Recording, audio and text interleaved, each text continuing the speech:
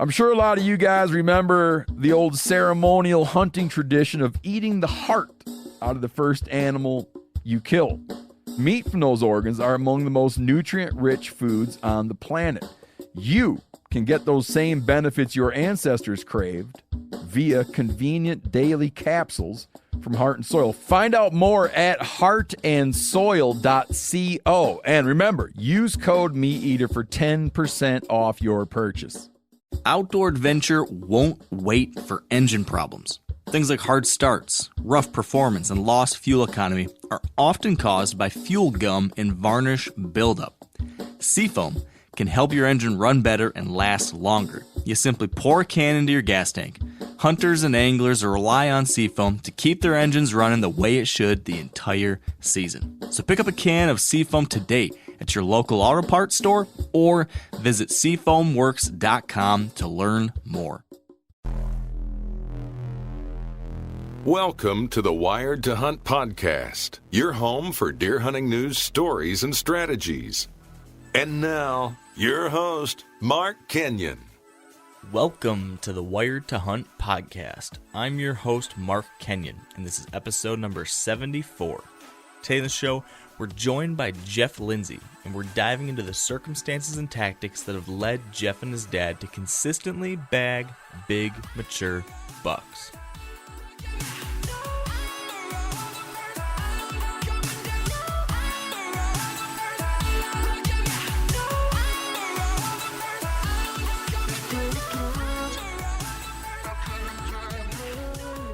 All right, welcome to the Wired to Hunt podcast, brought to you by Sitka Gear. It's great to be here recording the podcast again after taking a little time off chasing elk, and I don't know about you guys, but I am really fired up about the whitetail season that's now upon us, and today we're going to be diving deep into the world of one very successful whitetail hunter, Jeff Lindsey. And if you've watched any of the shows or DVDs from the Drury Outdoors over recent years, you've likely seen Jeff or his dad, David, killing big buck after big buck after big buck, as these guys are just consistently putting some absolute giants on the ground. In fact, David Lindsey killed a buck a few years ago that at the time was the largest free-range whitetail ever killed on film. So, needless to say, Jeff and David are doing something right. So with all that being the case, the plan today is to chat with Jeff all about how him and his dad have been able to have this kind of success. And I'm really interested and intrigued to hear about that. But before we get into it, me and Dan, do have some updates to share. And I don't know about you, Dan, but are you as pumped as I am to kick off the whitetail season? Yeah, I tell you what, I'm excited, but because there's so many other things going on in my life, it's not as intense this year as any other years, if that makes sense. Just like my mind is other places. Yeah, so the knitting business is going that well for you, huh? Yep, the knitting, basket weaving, it's really taken off. Probably going to miss the rut this year because of it. Dude, you got to knit those little booties. Yep, it's about sacrifices. No, what really is going on? Just kid stuff? Just kids, work, and life, So it's just it's nuts. Like my life is crazy. Maybe 10 years ago, if you said, "Dude, you had 4 people in your bed last night," that's pretty sweet. And now last night I had 4 people in my bed, and I slept on like 4 inches of bed. And one of those people is like not even a foot long, probably. Well, oh yeah, 2 feet long. He's a chunkster. My son is gaining weight at an exponential rate. Like, he is just a stud. Like, he's going to probably be 6'4", probably. He's probably going to be 6'4", just really huge and big. But my luck, he'll be like, instead of being an awesome football player, he'll be awesome at Dungeons and Dragons. Yeah. Or Magic the Gathering. Sounds like me and him would have got along well. Oh, are you serious? No, I'm kidding. Oh, okay. Although I was a bit of a video game player back in the day. Yeah. But never got into the cards. But I do feel like looking at Mac and pictures of him, I swear he's going to be growing a beard by like age 6. I'm pretty sure. So he's going to have me beat before before long at all. Yeah, I have him. I'm already mixing Rogaine in with his breast milk, so it should hopefully that stunts his growth. Hey, if that works for him, send some of that my way. Hey, Sarah, I need some more breast milk. Mark needs some. Oh man, Whitetails. Oh yeah, whitetails. Whitetails. Let's refocus. So man, I'll tell you what. You may not be focused on whitetails right now, but I am. Like, I've already got the jitters. Stuff's been happening over here that has got me really excited. First and foremost, just last night. So we're recording this on a Tuesday. Last night, Monday night, cold front hit overnight. And just before that cold front hit, I was kind of watching one of my food plots on one of these properties that I could hunt, and I noticed a bunch of does coming out, and then all of a sudden I noticed antlers, and I was like, holy smokes, there's actually a buck coming out here, and that's, every time I've been watching this food plot, I haven't seen crap. And I was getting a little down about it, but all of a sudden there's a buck, and I'm like, holy smokes, big buck. So I raced to grab my camera, and as I watched this food plot, I didn't see just one shooter.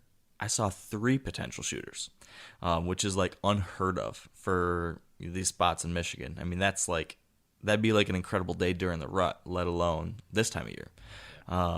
So was really jacked. One of the bucks was Turd Ferguson. You've heard me talk about Turd. Yep.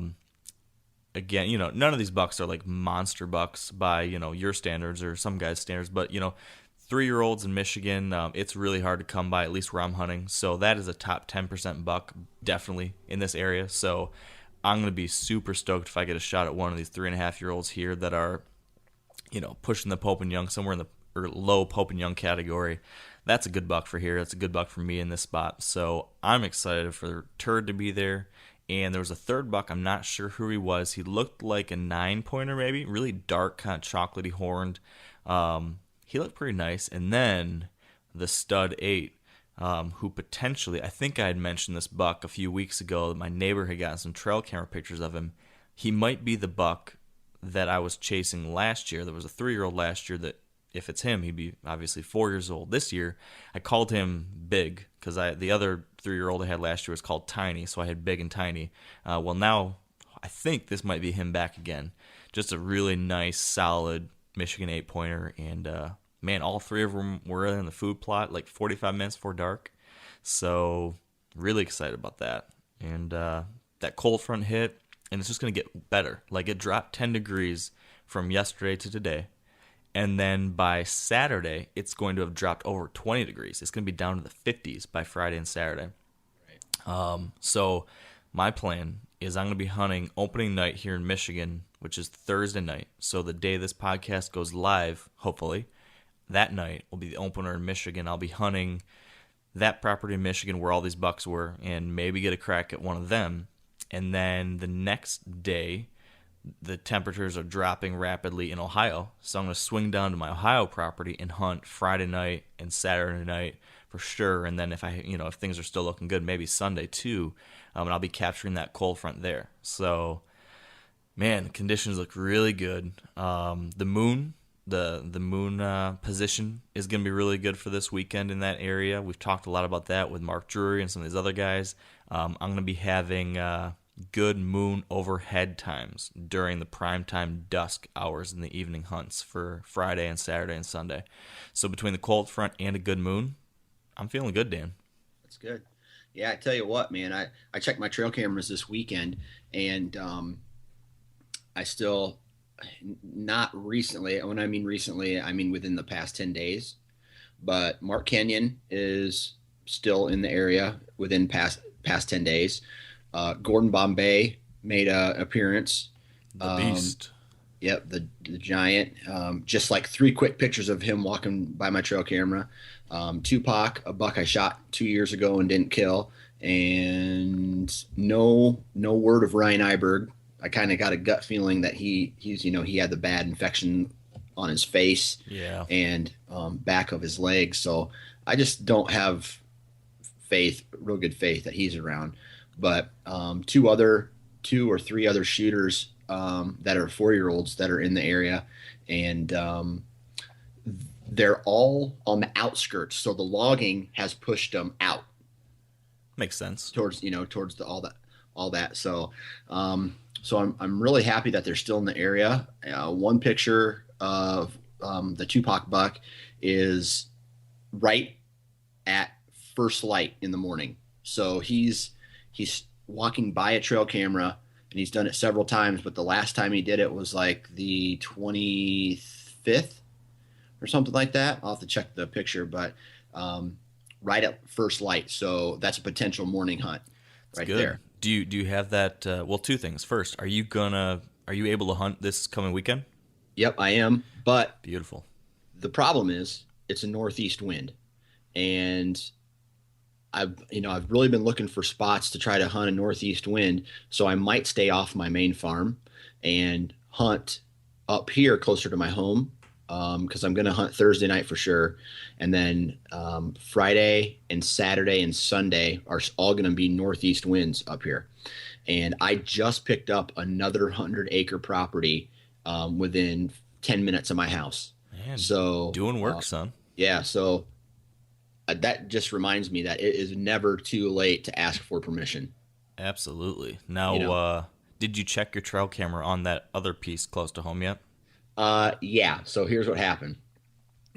A branch fell out of a tree and it got caught on another branch. So it just dangled back and forth. I had 2 days of trail camera pictures, and that was it. And it took like 6,000 pictures in 2 days, and then the batteries blew out. So That's brutal.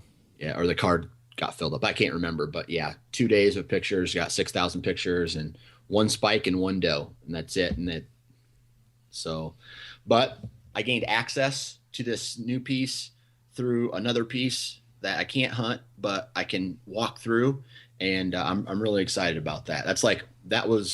I got this piece. I don't know if you ever get a piece of property and you're like, man, I got to get here, but if I go in with this wind, it's going to ruin everything. So I went and asked, and they gave me permission to walk through their property. So I'm pumped. I'm like more pumped about that than actual getting the property itself to hunt. Yeah, that's sweet, man. Well, I'm excited for you. Yeah. So, shoot, you will be out Thursday night and Saturday and Sunday, right?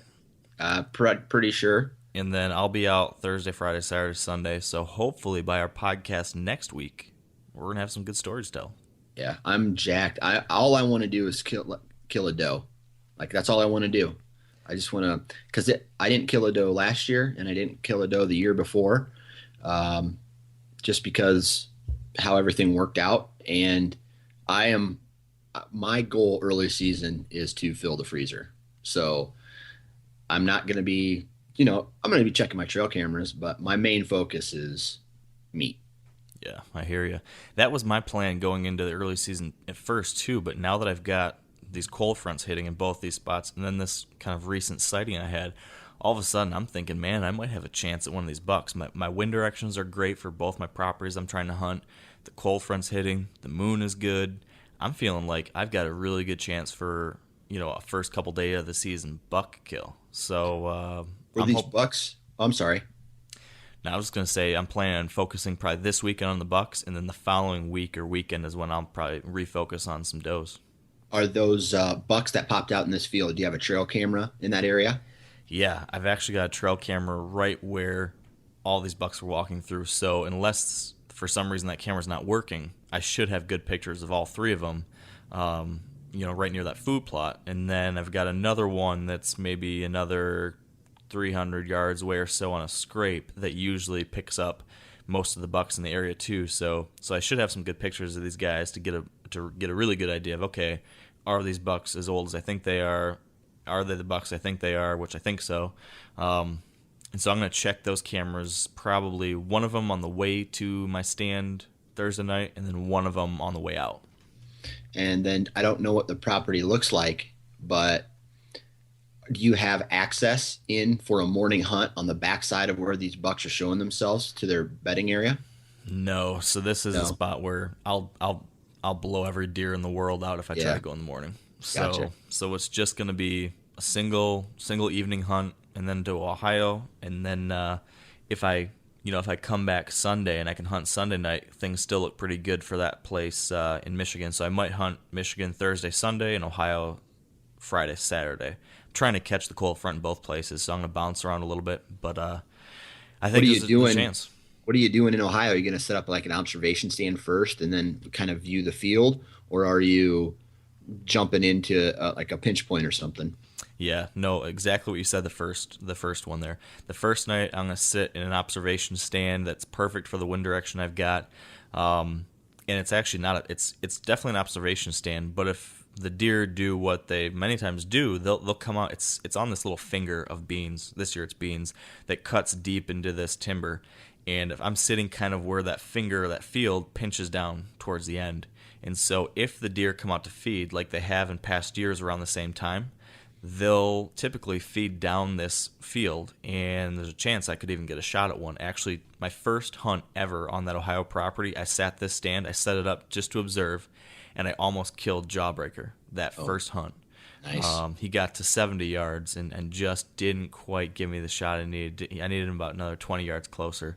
Yeah. So first night, I'm going to sit there and just observe, see what's going on, and then based on wind and what I see and everything, there's another couple stands I have that I can push in a little bit closer without being too crazy, but a little bit tighter if things look right. So that'll be a play it by ear type thing. Yeah. And then crops, man. Yeah. I don't know what crops are coming out early all over the place. And I got one stand set up specifically for this little buffer strip, and if the crops come out, I just don't think it's going to hold the deer anymore. It'll be a destination, but it won't be where they're holding anymore. So I don't know. What are your properties showing? Are crops coming out in Michigan? Yeah, we're seeing the same thing. Tons of beans are already out by us, which is like, I think at least a week or two earlier than they usually are over here. Yeah. Last year, there's already one cornfield down where on my main farm that's out, and they didn't harvest it last year until the end of November. Wow. So that's like a whole month and a half, 2 months of coming out early. So all the deer are going to be piled into the timber now. Yeah, it's going to be interesting how that affects things this year. Right. Well, I would say that hopefully by next week we'll have at least a little bit of an idea of what that might mean for our hunting seasons, and I'm sure we'll talk about it. But that's right. I think it's now time for us to shut our traps and talk deer with Jeff. Sounds good. All right, let's give Jeff a call.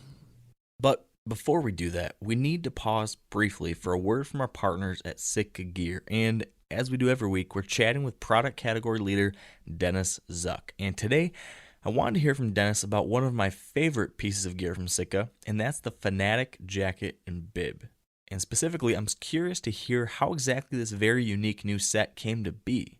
So here's Dennis on that very topic. Yeah, absolutely. I mean, so this kind of goes back to some earlier podcasts we had around, how do we innovate? And, that product was starting around your hands. We make apparel. How funny is that? And our concept was around your hands.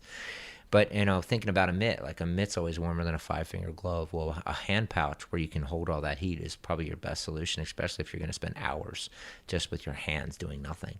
So, we wanted to incorporate that hand pocket, and enable to do that, we kind of needed to do this side zip feature, which was at first, we didn't know how people would like that or receive it, and it's one of those things people have come to love, actually, and moving forward, you start thinking about, well, what does that enable? And, so thinking about what are the pieces I use, so this guy's got his rangefinder and he's either hanging it on his bow hook or he's got it around his neck. What can I do with that? So we kind of created that side pocket where it's about minimum movement, so I can just a little flip of the wrist and check a distance, and the grunt tube, so thinking about our late season stuff, and I'm probably hunting big whitetails, and I, when that happens, we're never always prepared, and putting that grunt tube on your chest, and even making sure that there's a vent, so you don't even have to pull it out if you don't want to, adding the tie off so that it won't, that stuff doesn't fall to the ground, and well, what I do, so it was really born out of that hand concept, and then thinking through all the little things that we deal with. Even the bibs, most people don't know this, in the back, they're adjustable in waist. People can make it fit them perfectly. And, we map out, where your rubber boots go, so there's not a bunch of insulation that's making that thing too tight or too stiff. The knees are even articulated. So if I'm going to spend hours sitting, and I'm basically forcing against that two-dimensional knee, if I articulate it and make it so it bends naturally, well, that becomes more comfortable. you know. So it was born from that theory of the hands. It's simple, right? But a lot of details go into that to making it the great system that I think people really enjoy now. So there you go. And if you'd like to learn more about the Fanatic jacket, bibs, or any other whitetail gear from Sitka, visit sitkagear.com. And now, let's really get Jeff on the line. All right. With us on the line now is Jeff Lindsey. Welcome to the show, Jeff. Thanks, guys. What's up? Oh, man, we're just stoked for hunting season. It's about to start for me in Michigan and Ohio and Dan over there in Iowa. So 2 days. Yeah. You too, right, in Iowa? Yeah, 2 days, man. We've been hunting a little bit, but, October 1's the day that we celebrate. It's a beautiful day, isn't it? It is, man.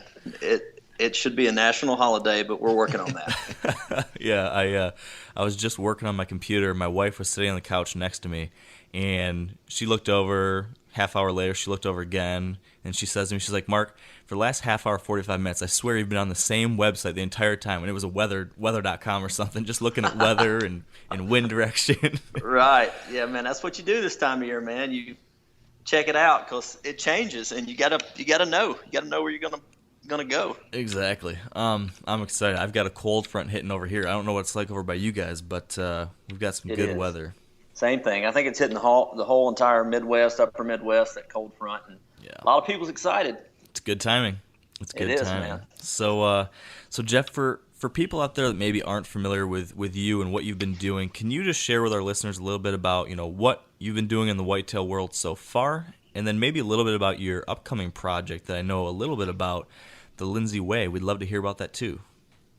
Gotcha. Well, I was originally raised in the South and moved to the Midwest about 11 years ago, and started with Drury Outdoors about 8 years ago, and that's when we started carrying cameras around in the tree with us all the time, and it was the best 8 years of our life. We had Mark Drury as a close neighbor, and we met him through my dad actually bought his farm, and we turned that into family farm. We added a lot of land to that, and we tried to build a somewhat whitetail empire there, and it's our passion. It's what we've done my whole life. That's the only thing I've known, that and working hard, but it's my main hobby. And we just decided to venture off from Drury Outdoors last year, about a year ago, and we just made it public last week. So toughest decision we ever had to make, but we did things the right way. We feel like we remained friends with the Drurys, the entire team. That was our sole purpose going into that. That worked, and so it was kind of a parting of ways, but not really. I mean, we're still involved with Drury Outdoors in some aspects, and we're going to try to grow the Lindsey Way now. That's awesome. So the new show, it kicks off in 2016, is that right? That's right. Third quarter 2016 on the Sportsman Channel. Very cool. And it looks like the Heartland Bowhunter guys are involved in some way, is that right? That's right, yeah. Mammoth Media, Mike, Sean over at Heartland Bowhunter, they're going to be the guys, producing it, putting it all together. And so I've been friends with those guys for a long time. So this was an opportunity to work together, and we've done some things so far, so we're pretty pumped about it. That's sweet. Well, I based on I know what they've done in the past, and then based on the hunting and deer I know you guys are having over there, it sounds like that's going to be a slam dunk. Yeah, hopefully it's the best of both worlds. Giant deer, produced with that cinematography. That's what we're shooting for. That's our goal. So it's what I've wanted to do for a long time, and we think we got some pretty cool ways to share our adventures, through television and keep the audience on the edge of their seats. Very cool. Well, I know me and Dan will be excited to see that, and I think that's a good kickoff to what we wanted to talk about with you. You mentioned the fact that you guys have built a whitetail empire over there in Iowa, and you've got some giant deer, and certainly from what I've seen online and from what I've seen on the different things you've done with the Druries, it's definitely the case. So we're hoping to ask a whole bunch of different questions about what has led to your success out there and some of the things you've learned along the way. But at a high level, to kick things off, you and your dad have killed a ridiculous number of big whitetail bucks. So I'm curious, at a high level, what do you think is the single greatest factor maybe that has contributed to this success? If you had to just pick the most important. It would just be letting deer reach their full potential. A lot of people, that's the age-old debate, whether a deer is fully mature at 4, 5, 6 or whatever. But on our farm, we try to let them get to as big as we think they're ever going to get. And that's not easy. It's been tough. I know I said whitetail empire, but that's meaning just a lot of deer.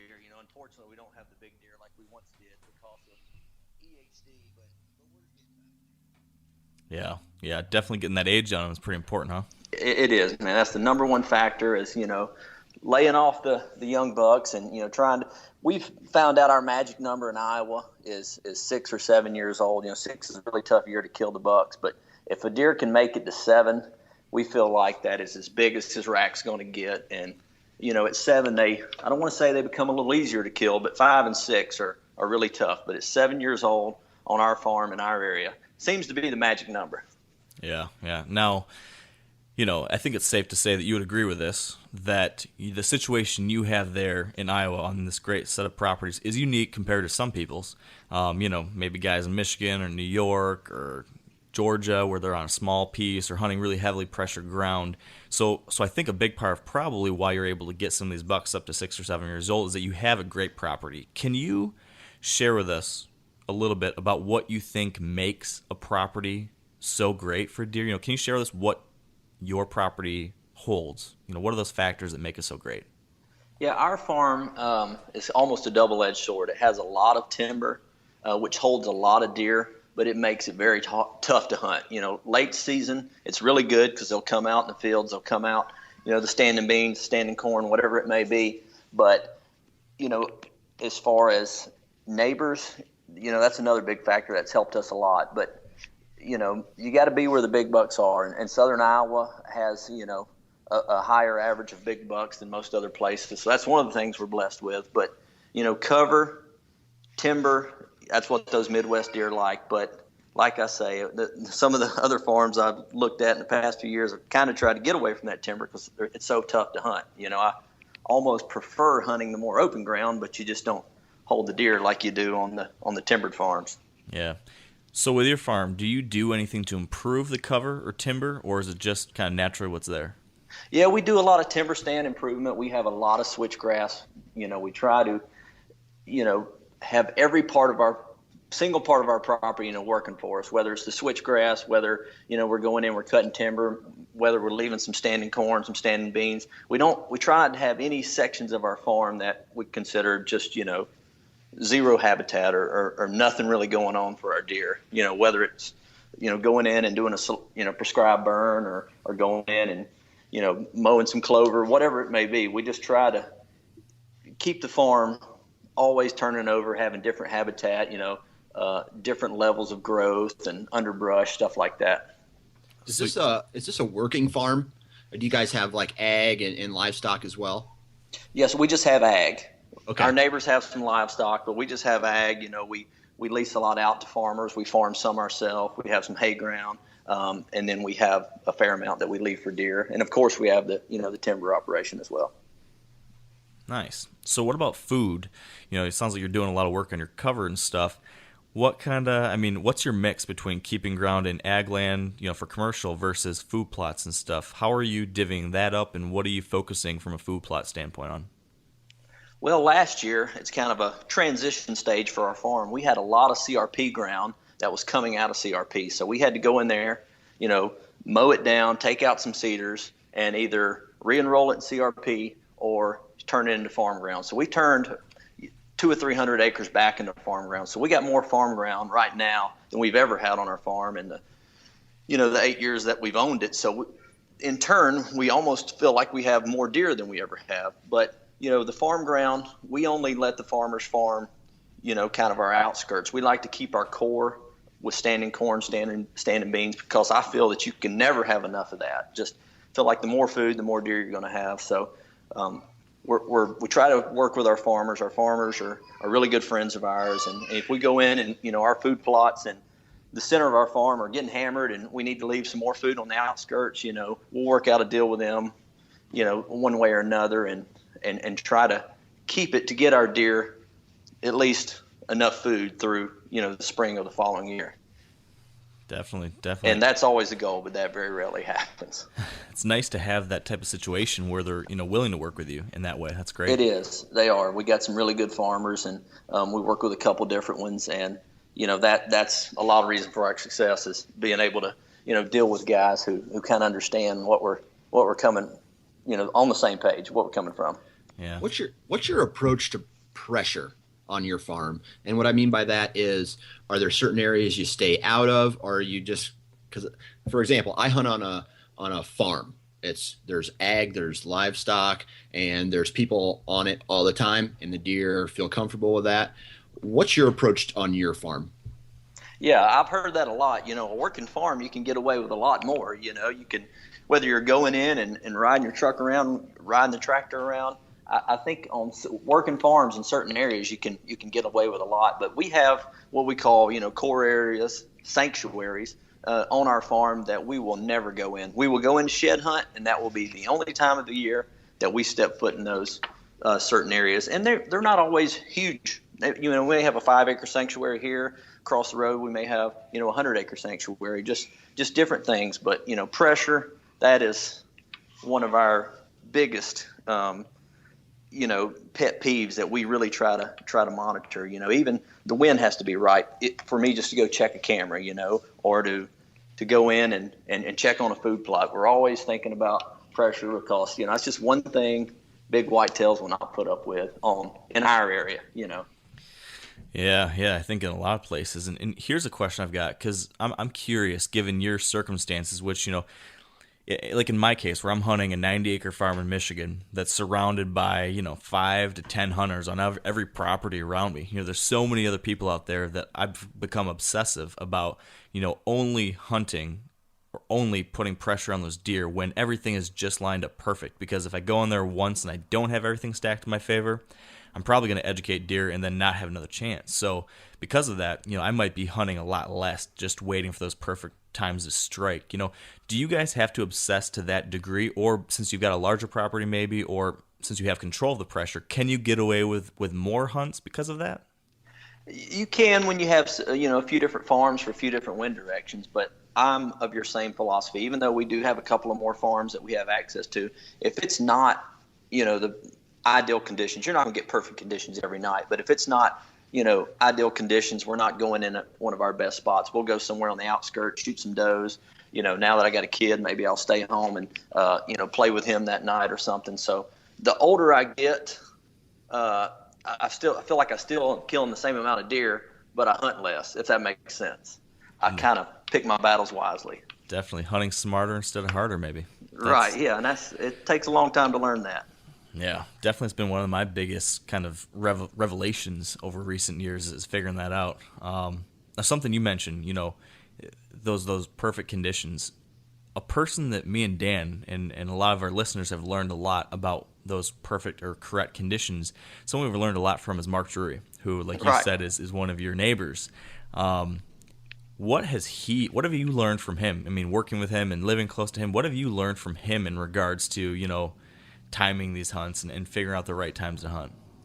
Well, Mark's a mad scientist, the stuff he comes up with and how it correlates to deer movement is stuff that nobody else in the world could come up with. I've learned a ton from him. The good thing about living close to Mark is, during deer season, we may go to dinner once or twice a week. We're texting almost every day, and he just comes up with these off the wall things. Like, he's really big on, for instance, after a cold front, the first south wind. I mean, how in the world do you figure that out over time unless you're keeping the best diary, the best hunting journal a man's ever seen, and learn that this south wind, the deer, off the charts. So, I mean, little things like that I probably wouldn't have figured out in my entire lifetime. Just the stuff he comes up with. At first, I'm like, what? And then once I start paying attention to it, I'm like, golly, this guy, he has a talent.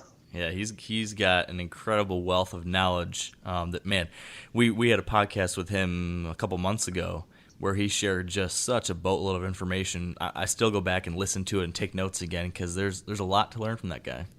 Oh, it is, man, and he's just one of those that has a wealth of knowledge, and every conversation we have, it seems like I'm trying to absorb all I can because he lives with a deer. I know most people are part-time deer hunters hunting full-time deer, but I think Mark Drury's closer to a full-time deer hunter hunting full-time deer. So he's got it figured out. Yeah, so I just saw online that last week I think he killed one of the bucks he's been after for a little while. Did you get to see that deer over there? One night stand, I think. Yeah, I seen that. I think he shot that one in Missouri. That was a giant buck. Didn't take him long, and I don't know the whole story on that deer, but I think he had seen him like 2 years ago or a year ago, and he came in that certain food plot, so he just went on a hunch without any pictures this year and killed him. And that's having faith right there. Yeah, it is. He's got it figured out. So interesting stuff, that's for sure. Yeah, it is.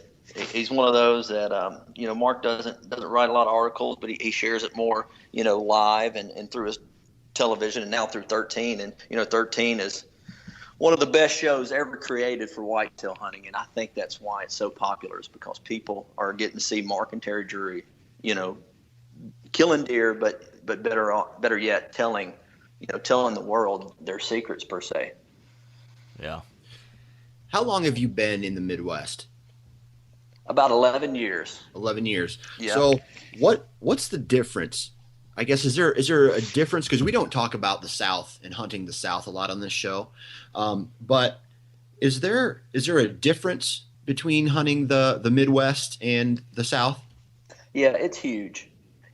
Growing up, I had every North American whitetail cover, magazine, since I was old enough to read. And I would always study those books, Inside Corners, Super Saddles, Funnels, whatever it may be. And I just couldn't – you can't relate that to, 100 acres of flatland and pine trees, or 100 acres of hardwoods. It's just, no topo, no structure, no farmland, no nothing. So, it is a huge difference. It really is. And so when I got to the Midwest, all these articles, growing up reading Bill Winke, Dick Idle, whoever it was, all this stuff started making sense, and kind of can put the pieces together a little more. Yeah, So I think you have been going back down south still. I think I remember seeing a number of hunts of you guys still go down there and hunt sometimes. What have you found does work down there, given the fact it's a lot different than the Midwest?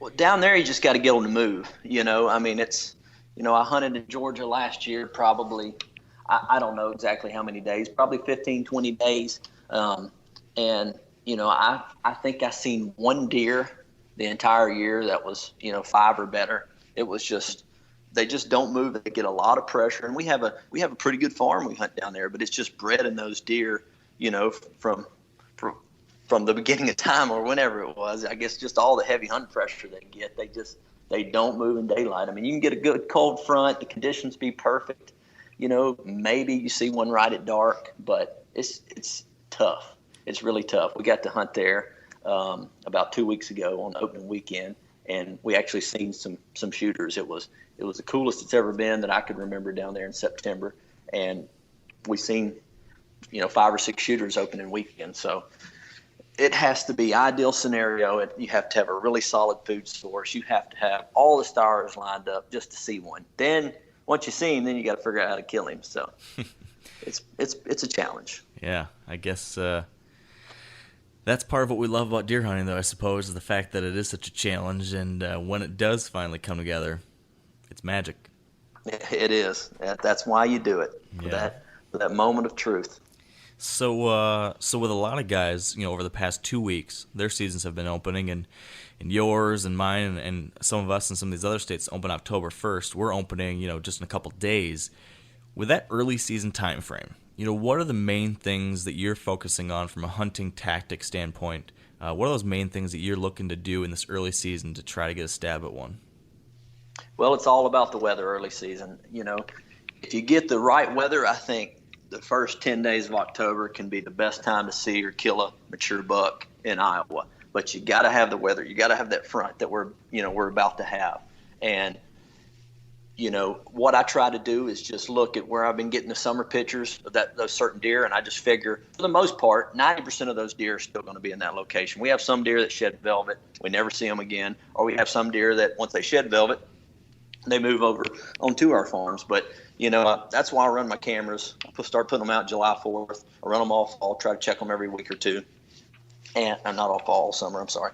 And then once I do that, I wait on the right cold front, the right wind, and try to move in for the kill. But it's tough because, you don't get that perfect weather, but a deer's living in a certain food plot, and you want to go in there, but you got to wait on that weather front. And I thought we talked about this in the earlier in the conversation, but until you get the right scenario, we don't move in for the kill.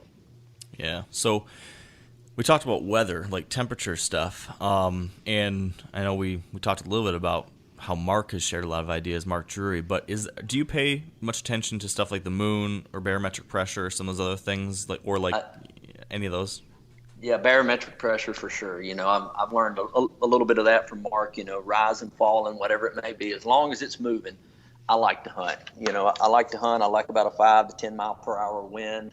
The moon, I like a rising moon just because they seem to get up off their feet a little earlier, or get up on their feet a little earlier in the afternoons. But besides that, I don't put a lot of stock into the moon just because I've kept journals on that for the past 20 years, and I can't, get a good enough pattern to really believe in it. I know some people live and die by the moon, but to me, I'm more of a weather guy. Always have been. Yeah, it definitely seems that that's the ultimate factor. That temperature change and some of those things, that seems to be, at least from what I've seen and a lot of the guys I've talked to, it seems like that's the greatest influencer. And then some of these things like pressure or moon kind of can enhance it a little bit maybe. But it's a much smaller factor, I think, compared to something like temp. It is. It is in the Midwest. And I know, trophy or, deer hunting's regional. Everything works different, different parts of the country. But right there, Iowa, Illinois, Kansas, where I hunt, you got to have those weather fronts. Yeah. It's interesting, given some of these conversations we've been having over past weeks, I've been trying to do just a better job, or was planning on doing a better job in the past years and this year of just trying to see, every time I do see a mature buck or, get a daylight picture of a mature buck, trying to figure out why was he moving during daylight at this time. Lots of times in the past, I shouldn't have done this, but I'd see one and, oh great, there's a big buck. And I would never try to understand the reasoning behind it, but I'm trying to change that. So just last night, I was scouting from a distance, and I saw 3 potential shooters come into one of my Michigan food plots during daylight. So I was trying to figure out, why, what was the reason for this? And so I started looking through all the different potential factors that people talk about that might influence deer movement. All these things we talked about: temperature, pressure, different moon things, wind speeds, etc. And, one of the interesting things I saw was that we definitely had a cold front hitting overnight. So that was the biggest thing. And then the other thing, like you mentioned a minute ago, we had that moon rising during the last hour of daylight. And I really think that could have been what triggered all that really great daylight movement.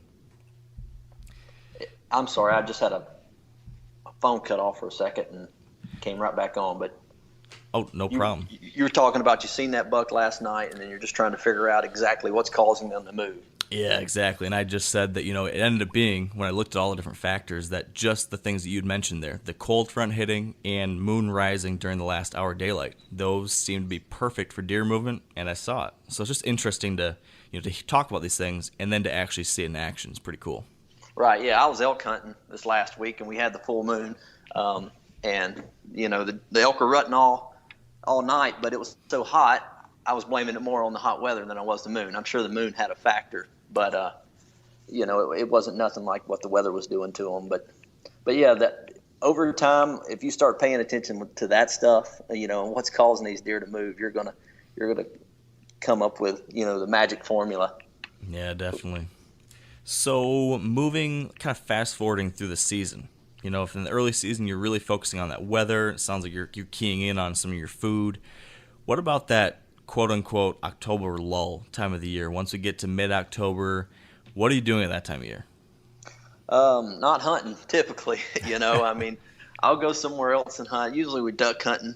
We'll go to the Dakotas and duck hunt for a weekend or something in October. But, after those first 10 days or something, I may shoot some does. I may go to Illinois, check on a farm, or go to Kansas and hunt for a couple of days. But our farm just typically shuts off till about Halloween.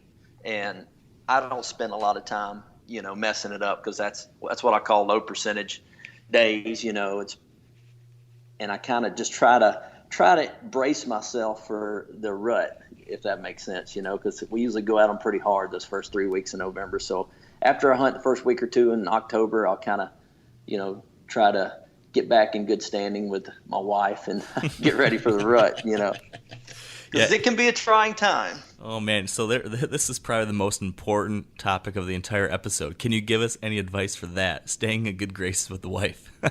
Man, my wife, she likes to hunt a little bit, so she understands, the method to the madness. She gets why I do it, but used to, I was single. It didn't matter. I waited until I was 30 to get married just because I loved to hunt so much. But when I finally got married, she goes wherever I go. So that makes it easy. So if I run to Kansas, check on a farm for a long weekend, or I go to Illinois to plant food plots, probably, 90% of those trips, she's right there by my side. So I got a very supportive wife. And I cannot complain there, but you got to keep mama happy, or else it'd make for a long winter. That's the truth. It's a constant battle we all must keep striving to perfect. Yeah, that's the truth. And you've got a little one now too, so is that making things a little more challenging too? Yeah, she can't hunt as much now. Last year she didn't shoot a buck last year. Now it's the first year she hasn't shot a buck since we've been married. So, it's just with trying to line up a babysitter, or when you do, is it the right night to go hunting or whatever. But, she's killed a lot of deer, but this year, we got a couple people lined up who can step in and help babysit. And plus he's a little older now, so that's going to be easier. Yeah, that'll be cool. Very cool. Yeah, it'll be fun. So, okay. Moving forward, continuing, let's say we passed the October lull, you killed some ducks, you checked out Kansas, Halloween hits. Now talk to me about what is the Lindsey way for having success during the rut? Going back to weather, anytime around Halloween, if you can start to get a good cold front, there's going to be a couple of days of action there. But our farm typically doesn't turn on till about, the 5th through 7th of November. And it seems like every year it gets a little later. I can't really explain why, but it seems like it does. There's a lot of our neighbors, not a lot of our friends in Southern Iowa. They start, Halloween kicks it off, and, the 1st through the 10th, they're, just gangbusters, but it's not really that way for us. It seems like, it used to be the 5th. Now it's 7th or 8th until it really gets going. And, it's going to go hard for, 10, 12 days, and then kind of going to be over. And then every year is a little different, but you don't really know when that peak of the rut happened until it's over, if that makes sense. Yeah, definitely. Do you have a main strategy that you focus on, like bedding areas or pinch points or anything like that during the rut? In the rut, I'm all about funnels. I do like to get close to bedding areas, but not too close. But we do have, like I said earlier, a lot of timber. The deer can really go anywhere. So I try to key in on those stands and even if they're not necessarily in the rut, right where a buck I always get pictures of all summer, because they travel a little more in the rut. But I'm all about funnels, whether it's a funnel on a field edge, funnel in the hardwoods, funnel on a creek bottom. I just like to get those does coming past me. And usually that's when you get your cruisers or, your lockdown bucks and, coming by.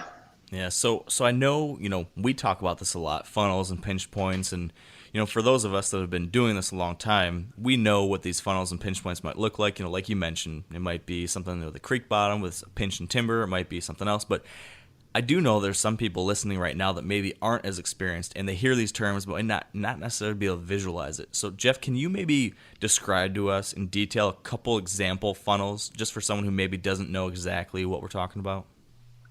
Well, in Iowa, we have a lot of ditches, and those ditches dictate deer movement. And sometimes a deer will go right through the ditch, but not a lot. A whitetail is pretty lazy, pretty path of least resistant animal. So, whether it's in the timber, through the topo that's pushing them there, saddles. I love hunting saddles. I love hunting, funnels in the timber between bedding areas.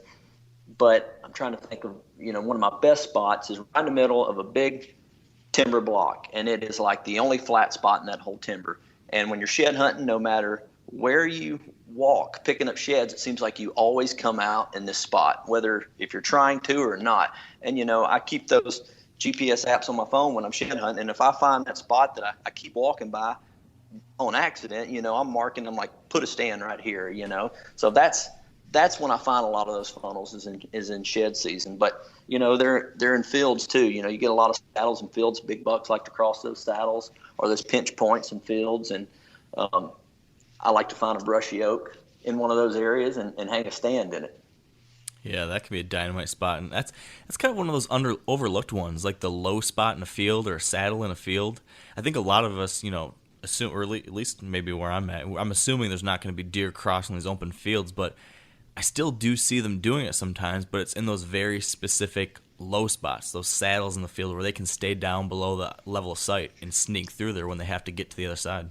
Right, sure. My dad shot a big buck in Illinois last year crossing the saddle field. I have about an 80-acre field on the farm I own over in Pike County, Illinois. And, you could be standing anywhere in that field and not have seen this buck, except he was in his elevated stand, and he's seen that buck crossing from one pinch on the edge of the woods to the other, and it was probably a 200-yard crossing, but it was in the belly of the field. It just – they love to do that, and it's easy to overlook those spots because if you hang a stand there, you usually can't see very far. But it is a dynamite spot. Yeah, it's interesting to see how those deer just naturally find and use those areas that give them a little bit of edge from a safety standpoint or ease of travel standpoint. Right. Yeah, and my Illinois farm has a lot of topo stuff. Going back to what I was talking about earlier with reading the North American whitetails growing up, it has it's bluff country where I hunt in Illinois. It's right off the Illinois River, and it's a lot more steeper and more rugged terrain than I'm used to hunting in Iowa. So I'll be honest, I'm getting lessons every time I hunt there on how those deer move. I imagine it's similar to, Buffalo County, Wisconsin, or some of these places that they call the bluff country. So I'm learning a lot about the bluff country, and I'm starting to pay a lot more attention to topo because of, what I'm having to try to figure out on my Illinois farm. Yeah, that's fascinating stuff. I'm hunting a spot this year up in northeast Iowa where it's got a lot of that bluff country too, and definitely the hilliest area I've ever hunted. So I'm in the same kind of learning experience boat as you. It sounds like just trying to take some of the things I've read about and heard about and better apply it to exactly where I'm hunting. It'll be interesting. Right. Yeah. So if you find any of those secrets out or figure them out, pass them my way. I'll try. All right, so what about, when I'm thinking about hunting in Iowa or Kansas or one of these famed whitetail places where, on average, you've got more older age class bucks, my thought immediately jumps to being more aggressive, calling, rattling, using things like decoys and things like that. That's kind of what I assume, and to a degree I've seen. Are you able to get aggressive like that where you're hunting in Iowa? If so, what of those types of tactics are you using and having success with? I rattle a lot. I'll carry a grunt call starting the beginning of October. I'm not scared to start, giving some soft grunts then. But in the rut, I'm rattling probably every 20, 30 minutes. And a lot of people don't like the blind call. I do if I got a good wind. But I do a lot of blind calling. I don't do a lot of blind grunting. I figure they come in slower on that. But I like the deer, the fast-paced rut action and the rattling kind of gets them fired up. Decoys, I've killed some deer over decoys, but I figure there's only about a 3 or 4 day window in the Iowa rut that the decoys really work well on the mature bucks. That's just my observations. I'm probably wrong just because I don't carry them as much as I used to, but it seems like the more I put them out there, if you're hunting a spot that's got a lot of deer, you're going to have those does come out. They're going to be stomping. They're going to know something's just not exactly right, with your doe or your buck decoy, and usually they'll mess up one of my hunts more than they'll help it. So I only carry a decoy, like I say, 3 or 4 times a year. But rattle, I'll have blisters in the rut from rattling. I rattle in a lot of bucks, and I kill a lot of bucks by rattling. But it's one of those deals where that's my aggressive tactic. So talk to me about your rattling sequence. Are you just smash them together for 30 seconds, or do you tickle, or what, during the rut when you're out there and you're doing your blind rattling sessions? Walk me through what that sounds like and looks like. Yeah, I'm not doing a lot of tickling with the horns, but I'll typically get some good massive sheds, and I'll get the same side, typically 2 right sides of the shed, and I'll carry them, and I'll just make a noise as loud as I can without, busting my fingers. I'll bang them together, try to get the mass on the horns to really resonate through the timber, and I'll go for about probably 15 to 20 seconds, something like that, and I'll try to sound as realistic as possible. And then if I see a buck in the timber, whether he's chasing a doe, cruising, whatever, I'll grab those horns. I'll turn my backside where he can't, and try to rattle where he can't see me, and same type deal. But when I see the deer, I'm only rattling probably 5 to 10 seconds. I'm just trying to get his attention. But when I'm just doing the blind calling, just beating the sheds together, I'm going for 20, 30 seconds. Okay. Have you? I'm thinking you probably Get them smoking. Yeah, man, they're burning. I mean, you can smell like the horns smashing together. Like, I'm going nuts up there. That's awesome. I gotta imagine when it works out and you see one tearing your way, that's gotta get the blood boiling. Oh, it is. That's best. That week to 10 days where the rattling antlers is working. That's the best time of the year to be alive, in my opinion. I mean, that's what you live for. That's why I do this, is that magical rut in November, and that rut, the rattling just adds some pizzazz to it. Oh, I bet. Now I gotta believe, hunting where you're at, have you seen some big bucks go at it in person? Yeah, I have. I seen believe it or not, the biggest buck fight I ever seen in my life was 2 years ago. I was hunting with my wife, and it was in January.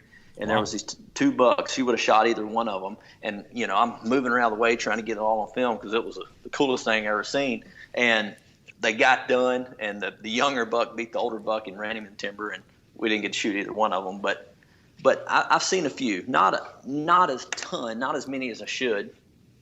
I've seen those couple, the 2 big ones that we had locked up about 3 or 4 years ago. That was the 2 largest ones I've ever seen fighting personally. But I don't see as many, just buck fights as you think I would. I see a lot of, bucks posturing up, and then usually they all know who's the boss, and they kind of just leave the field or go to the other end and stay out of the main guy's way. Yeah, that's got to be cool. Every time I've ever hunted in Iowa or one of these big buck states, it's just there's a different feeling when you hunt somewhere like that where you know that something like that could potentially happen. A couple giants could come out and go at it. Just the idea that's potentially out there just gets me pretty excited. Right. Oh yeah, that's what's so exciting about the rut. You never know what can happen, and a buck fight's a rare sight, but if you see one, you'll never forget it. Yeah. Speaking of rare sights, this is just kind of random curiosity here. What's the biggest buck you've seen while actually out hunting, like a rough guess on score? Have you seen one that you think's over 200? Yeah, I've seen a few. Yeah, I had one year about 6 years ago. I think I seen like 2 over 200. My neighbor killed one of them. He's actually the state record, a crossbow buck, and I had him at 60 yards. He was like 230. 237, something like that. It was a deer we call Mr. Reconyx. I got a lot of summer pictures of this deer, just a giant. That was the only time I seen him. He was locked down with a doe, and his 2 fawns or the doe's 2 fawns were hanging under my stand, and so I knew she lived in that area. I camped out there for 3 days. Never seen it, and he ended up killing him late season. And Wow. I think it was that same year I'd seen another buck that died of EHD, I guess what happened. I seen him October 1st. It was a deer we call Freak Nasty. He was I think he was 6 that year at 4.5. He was in the 180s, and we let him go. And sorry, I lost my headset there, but he was in the 180s and let him go. And the next year, I don't remember if it was 5 or 6, but I think it was 6, and he had to be 230s, 240s. I seen him opening day. I walked out that night through a creek bottom trying to go around where he exited the field, and I bumped him that night and never seen him again the rest of my life. So Wow. Not sure what happened, but those 2 right there that come to mind are about as big as they get. Yeah, man.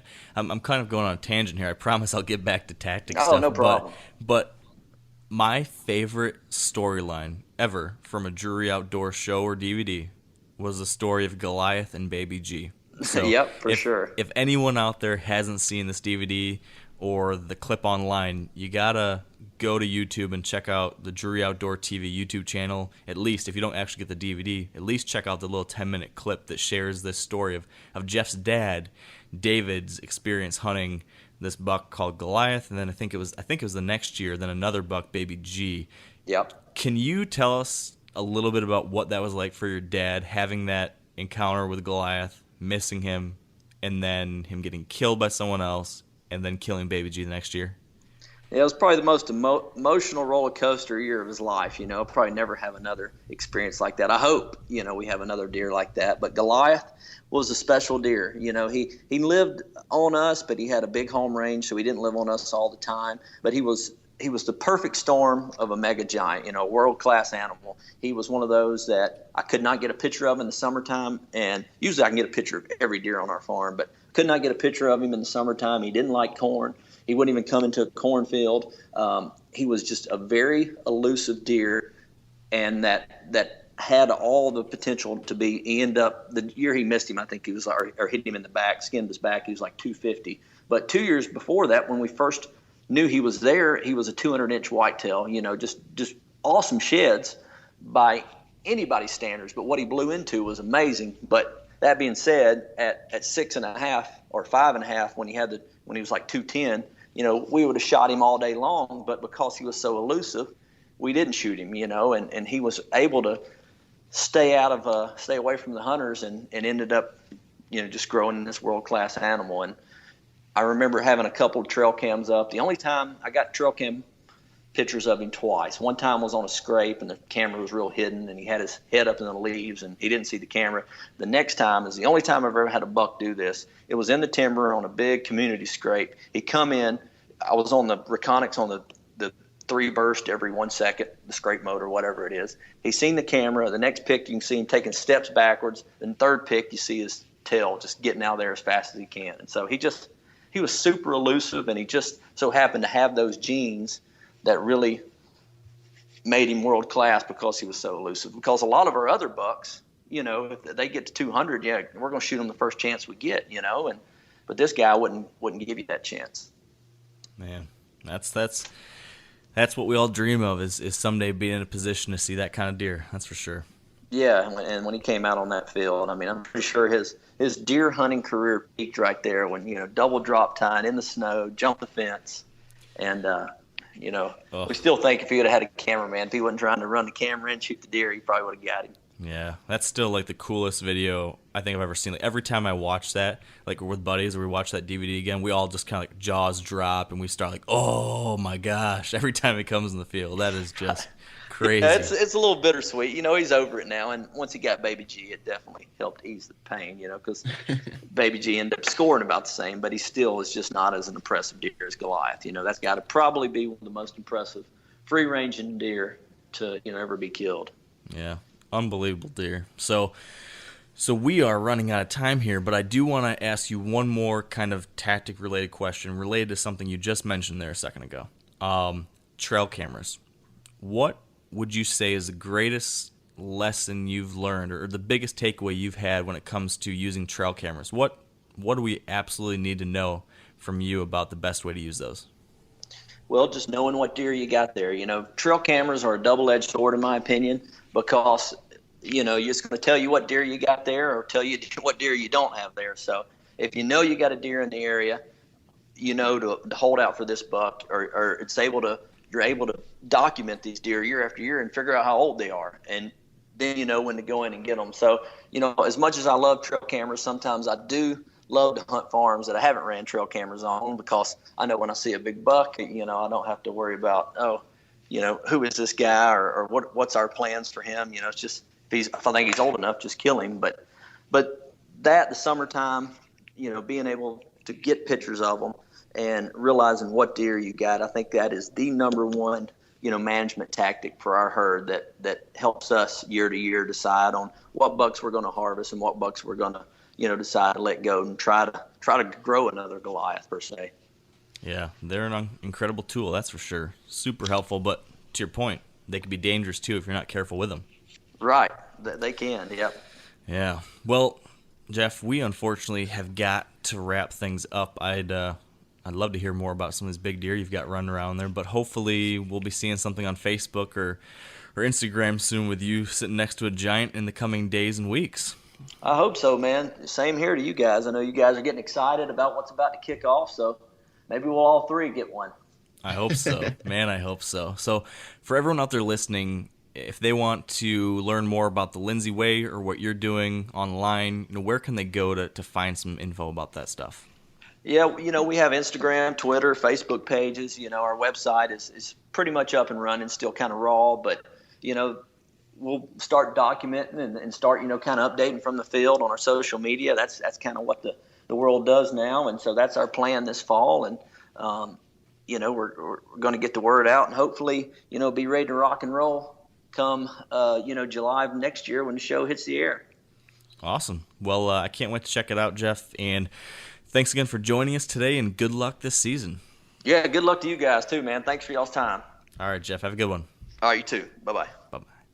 All right. Well, I thoroughly enjoyed that chat with Jeff. And, while I know that many of you, and myself included, don't necessarily hunt on the same type of farm that Jeff has, it's still a lot of fun to hear about, what's going on out there and the type of opportunities that you might have in a spot like that where, a lot of us dream of hunting something like that. And I know that Jeff has realized they've got a great situation out there and are taking advantage of it. And I think that's pretty awesome. So if you do ever get a chance to head out somewhere like Iowa or Kansas, you now also have a little bit of an idea of what you might have to expect and look forward to. So either way, awesome stuff from Jeff. I'm glad we got to chat with him, and I hope you guys enjoyed it too. Now, before we wrap things up, we do need to give a special thank you to our friends at Carbon Express Arrows, who are sponsoring this specific podcast.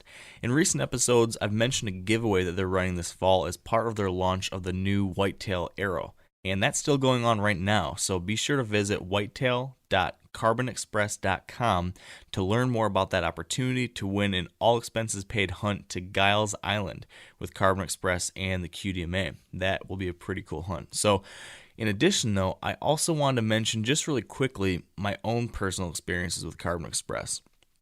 When I started bow hunting 15 years ago or so, I think it was, I'm pretty sure the very first carbon arrows that I ever picked up and used were Carbon Express. And ever since then, that's the only brand I've ever bought. I can't ever remember buying a different brand other than Carbon Express. And over all those years, they just have never let me down. And these days I'm shooting the Carbon Express Maxima red arrows, which are pretty incredible. But what I've found is that regardless, whether you go with a top line arrow like the Maxima Reds or more mid-range arrow like the Whitetail arrow, I think you'll come to find that these arrows consistently always just seem to get the job done. And that's why I just keep on shooting them. I think you'll find the same thing. So, in addition to that, we do want to thank the rest of our partners who've helped to make sure that the Wired to Hunt podcast stays on the air. Big thank you to Sitka Gear, Trophy Ridge, Bear Archery, Redneck Blinds, Huntera Maps, Ozonics, Lacrosse Boots, and the Whitetail Institute of North America. And thank you to all of you guys and girls for, hearing us out when we do talk about our partners and our sponsors. I know that we're all inundated with ads and product promotions all the time on TV and in magazines, and every time you're getting something hunting related, usually there's some kind of promotion in there, and I know that can get annoying sometimes. So we're really trying to do a good job of talking about our partners on occasion, but not in such a way that's intrusive to you guys or annoying, and we're trying to be really honest about what we're doing too. So I hope that's coming through. I hope you guys are okay with what we're doing, and thank you for your patience with that. Now, a couple more quick updates. First off, make sure to be checking out the Whitetail Q&A podcast. That's our new show that we launched about a month ago. It's supposed to be twice a week. I'm struggling with that a little bit, to be honest with you. So right now it's been about once a week the last couple of weeks, but it's a short and sweet podcast where I'm answering one single listener submitted question, and I think you'll enjoy it. So make sure to check that out on iTunes or at wiredhunt.com/whitetailqa. I'm running out of breath here. If you guys have enjoyed this podcast and our past episodes, we would incredibly appreciate it if you could leave us a rating or review on iTunes. So far, I think 332 of you have already done that, And that's incredible. That's making us the top-rated deer hunting podcast on iTunes, which is awesome. So thank you all so much for doing that already. If you have, and if you haven't, and if you have, some thoughts and opinions on the show that you'd like to share, we would love to hear what you have to say. Thank you for that feedback. Now, with that all out of the way, it's time to officially, finally wrap up the show. Next time I talk to you guys, I'll have been starting to hunt. I'll be in Michigan on opening day. I'll have been hunting in Ohio for a couple days, and hopefully I've got some exciting stories. I hope you all are racking up some great stories. We hope to hear from you soon. Make sure you're sharing your success with us. Email us. Let us know how you're doing. I hope that you guys are learning some things in the podcast and that you can put them into action. So, until next time, good luck on your upcoming hunts. And of course, always stay wired to hunt.